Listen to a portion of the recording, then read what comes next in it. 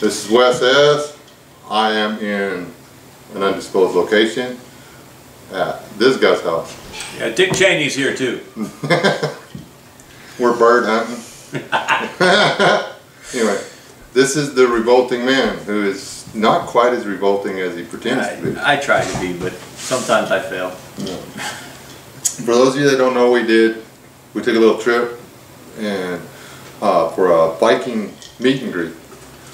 And he was gracious enough to host us at his house last night, and we've been sitting around visiting all day, and we thought we'd come in and say hi. To be honest, I was gracious enough to give him a patch of grass outside to pitch a tent on. So it's very soft grass. He was very gracious to drive this far to be a part of the meeting. We were very, very, very gratified, very humbled.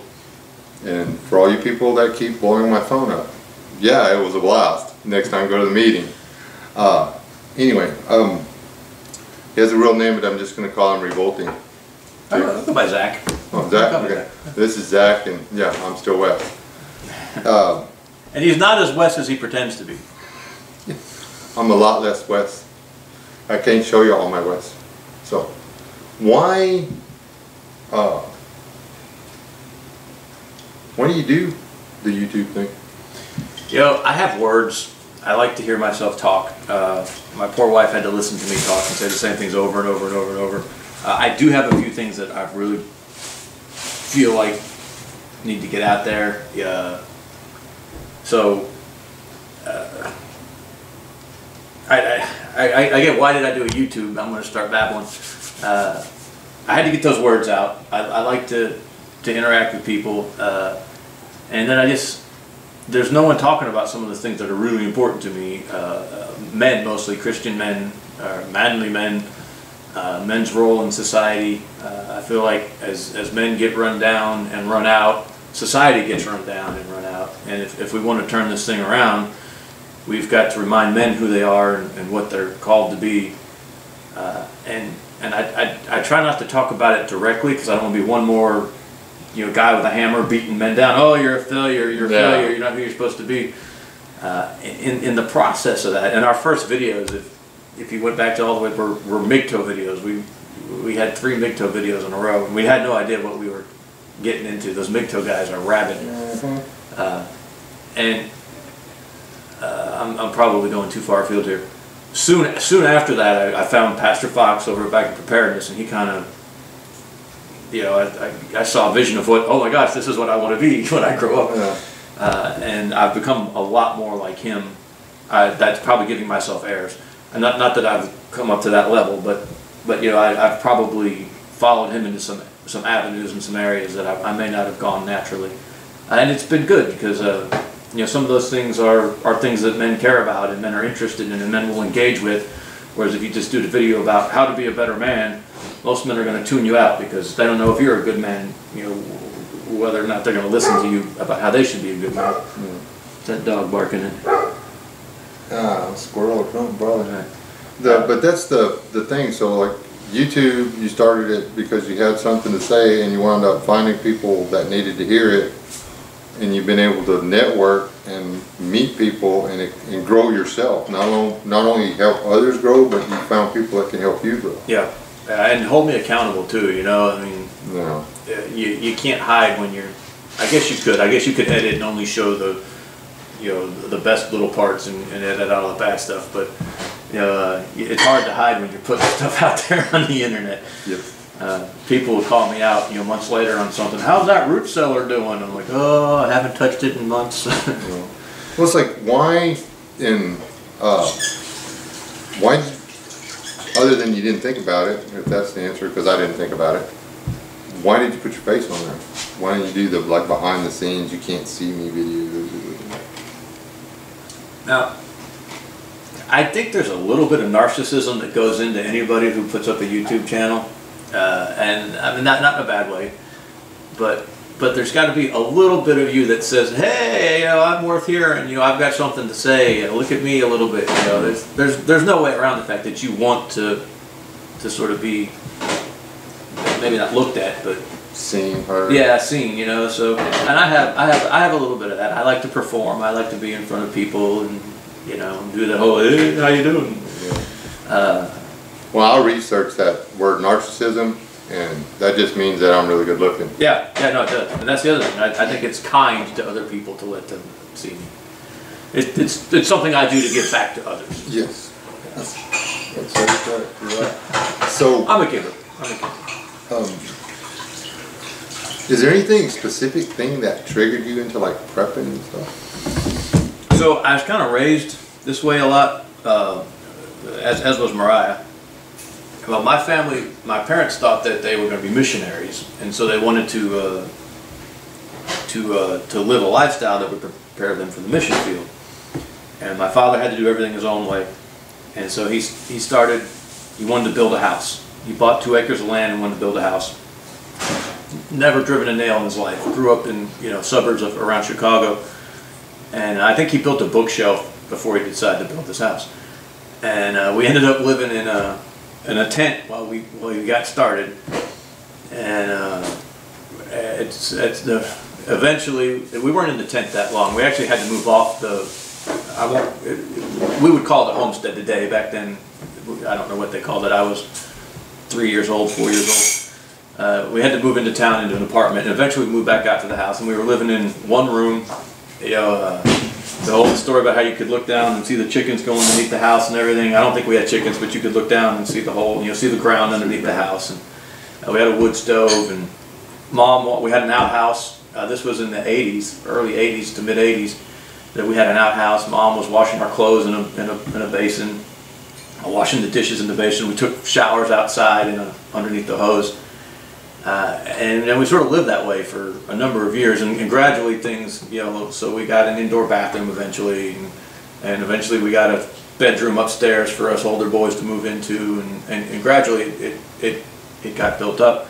The house still isn't finished today, by the way, but that's another story entirely.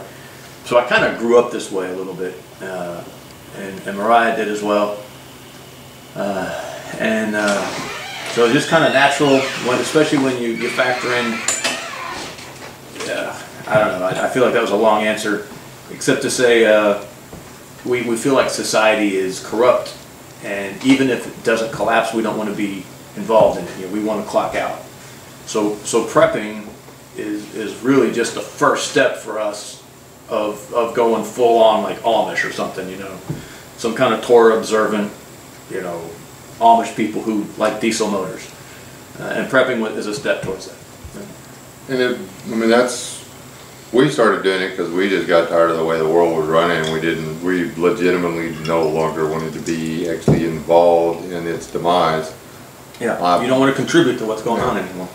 The world is dying and society is its cancer, and we didn't want to be part of the cancer anymore.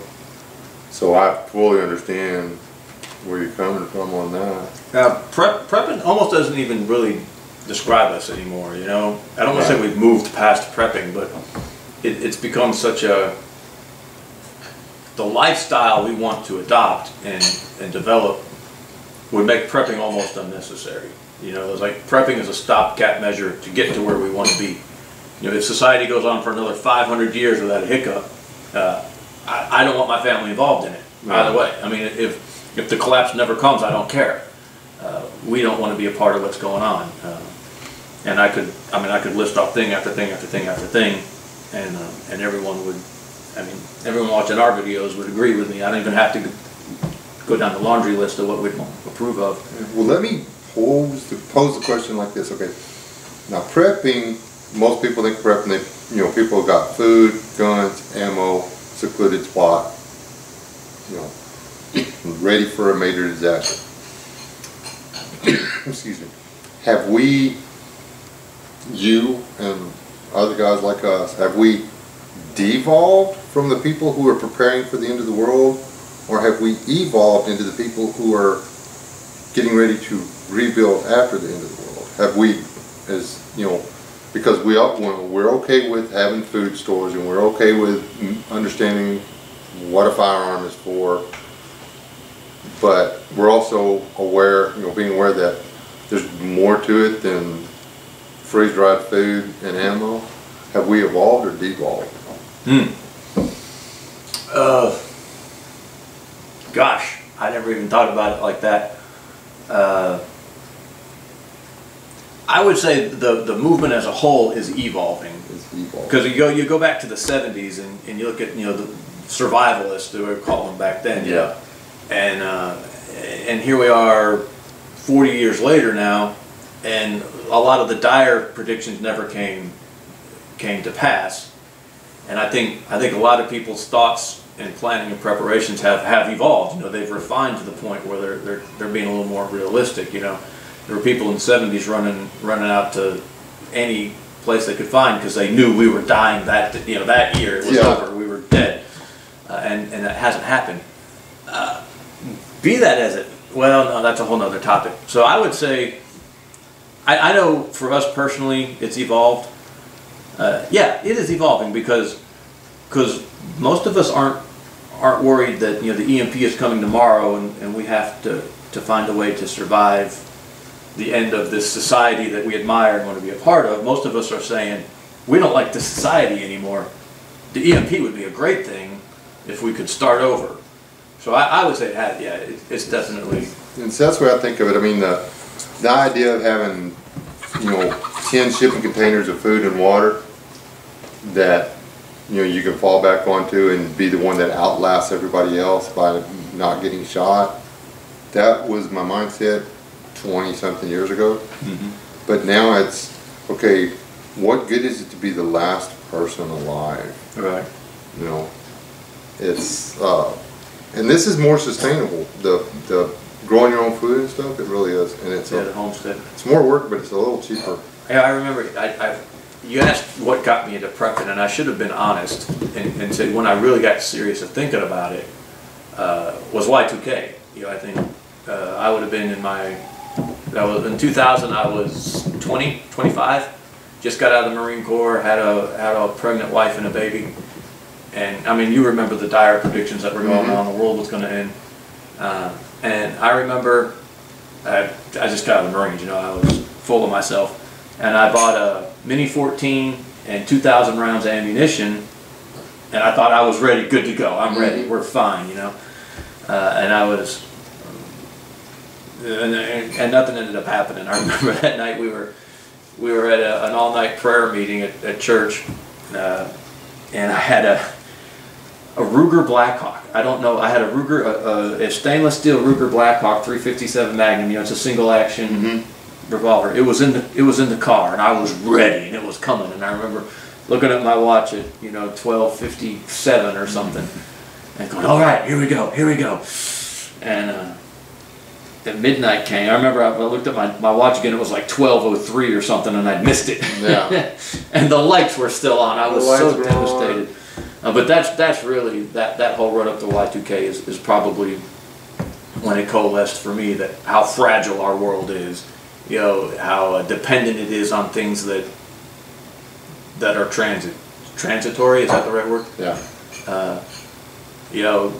Really, it doesn't take a lot of things going wrong at one time for there to be a big boom. I was looking forward to Y2K for a completely different reason. In college, I had to study DOS, and whenever I found out about Y2K, I'm like, oh, I was looking at my computer, talking to it, and I said, "That's right, you're gonna die." You're gonna die, clown. This is so payback. And then it didn't die. It came on the next morning. I'm like, what a ripoff! Who fixed this? They spent a lot of money trying to fix it. Who knows? Maybe they did fix it. Maybe they averted a disaster. Maybe so. We were saved from the end of the world, so we could live through the 2010s, or to 2010 or whatever. Just think, if it hadn't been for if Y2K had happened, we never would have had the Obama years. Oh, dear God! What would we have done? It would have been a whole different world. Anyway, before I lose every one of my subscribers, I want to say bye. This is Wes, Revoltingman. Guys, we appreciate you. We appreciate you lending us Wes for the weekend. He's been a big encouragement to us. We've enjoyed having him. Y'all check out his channel. And Liz. She doesn't like to be on camera though. Does she like to be? Did we just use her name? They used your name, but I have audio. So when you see a big X pop up, she'll probably bleep it out. It'll be like, and which is what Wes calls her anyway most of the time. Hey. and then we'll run from there. But y'all have a blessed day. Stay alive. Don't die. All right? Thank you, man. That was pretty good. I like that.